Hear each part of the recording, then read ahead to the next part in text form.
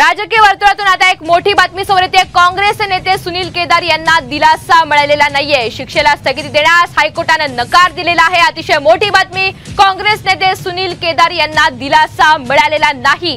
शिक्षेला स्थगिती देण्यास आता हायकोर्टाने नकार दिलेला आहे।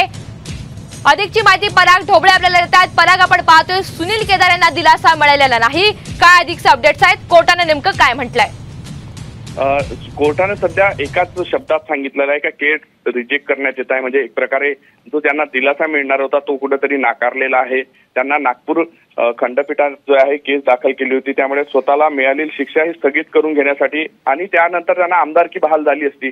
मात्र यामुळे कुठलाच दिलासा मिळाला नसल्यामुळे त्यांना आमदारकीचा जो प्रश्न आहे तो आता सुटणार नाहीये। त्यांना यासाठी आता सुप्रीम कोर्टात धाव घ्यावी लागणार आहे, अशा पद्धतीचा तो निकाल आहे। त्यामुळे आता त्यांच्याकडे सुप्रीम कोर्टाचे दार ठोठावण्यापलीकडे आता सध्या तरी हायकोर्टातून कुठलाही दिलासा न मिळाला एकच मार्ग शिल्लक राहिलेला आहे। त्यात सुप्रीम कोर्टात नेमकं काय होतं याकडे आता सगळ्यांचं लक्ष लागलं असणार आहे। मात्र हे सुप्रीम कोर्टात केव्हा जातात याकडे आता सगळ्यांना लक्ष असणार आहे। निश्चित। परत धन्यवाद सविस्तर माहितीबद्दल।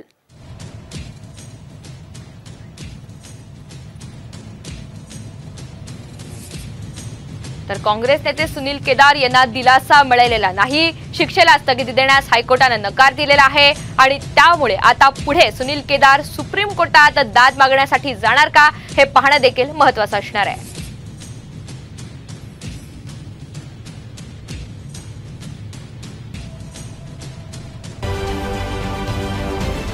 महाराष्ट्रातील सर्व बातम्यांचे विश्वासार्ह व्यासपीठ सकाळच्या सर्व सोशल मीडिया प्लॅटफॉर्मला लाईक, फॉलो आणि सबस्क्राइब करा।